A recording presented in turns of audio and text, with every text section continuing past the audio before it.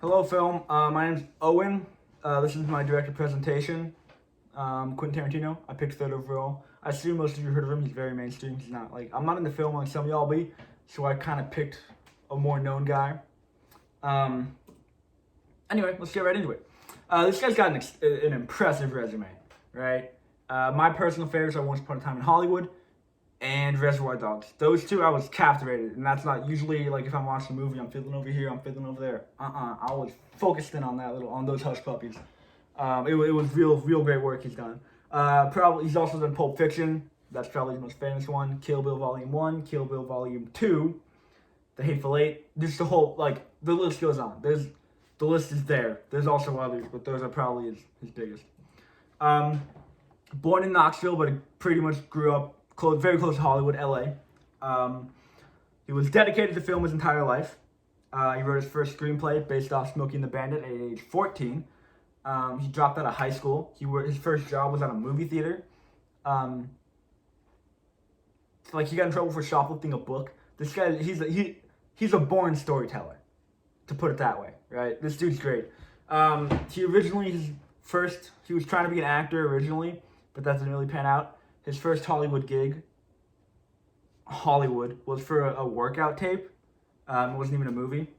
But eventually his opportunity came, and he was able to direct and produce Reservoir Dogs all by himself, as much as you can make a movie all by yourself, right? And people loved it, right? He started getting job offers, right? Mom, I made it, right? All that sort of thing. He got an offer to work on Men in Black, but he turned that down to go on something he'd been working on for a while, Pulp Fiction.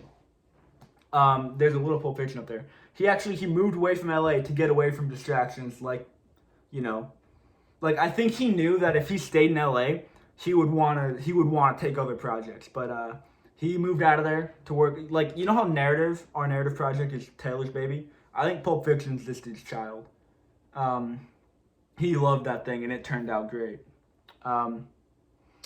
So yeah, that's kind of like how he got his start and how his career came into happen. Now,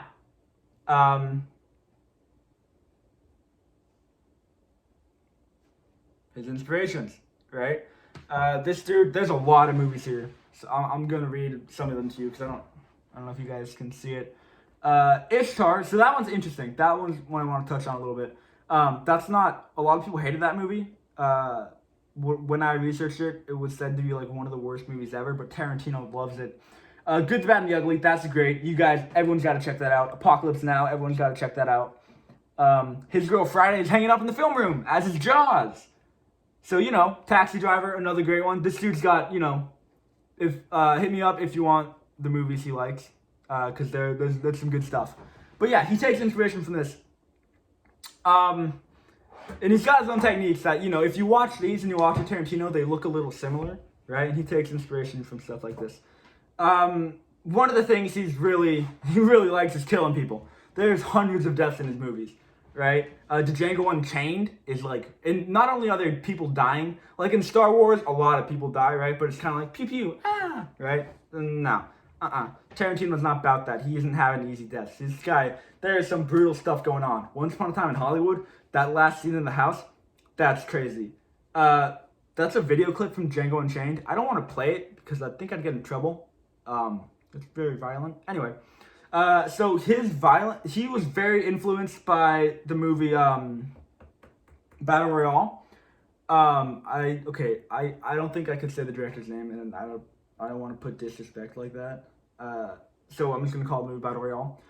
It's very brutal violence, right? The movie's about like freshmen in high school pretty much doing Hunger Games and killing each other. And he says that was one of the things he based his action off of. A lot of weapons in his movies, but that's a squirt gun because this is a school presentation. Another Tarantino key is the timeline's not always right. Sometimes this is very clear in Pulp Fiction. That's the big one. I don't know if you guys can see, but Reservoir Dogs this also plays a part in. Hateful Eight and Kill Bill. They kind of bounce around. This is another, okay, so this is like I don't know if you guys can see, but the number's 3124, as in sequence of events happening in the film on like the little film reels versus when they actually happen in the story's timeline. Yeah. Another I think is really cool. Tarantino, he's got like he didn't really mess around with product placement like that, right? And so he made his own brands. Big Kahuna and Jack Rabbit Slims are from Pulp Fiction, and those are hilarious, right? Big Kahuna, that is a tasty burger. Classic line. Pulp Fiction is one of the most quotable movies of all time, by the way, if you haven't seen it. That and Step Brothers, and I'll take that to my grave. But Jack Rabbit Slims is the restaurant. Like, they aren't, like, most of these aren't just, oh, it's a brand, haha, right? Like, Jack Rabbit Slims is like, it's an older movie, but the restaurant's older theme. Like, they're eating in old cars. They have, like, dancing stuff going on. It's real. He thinks everything through. He does not take shortcuts.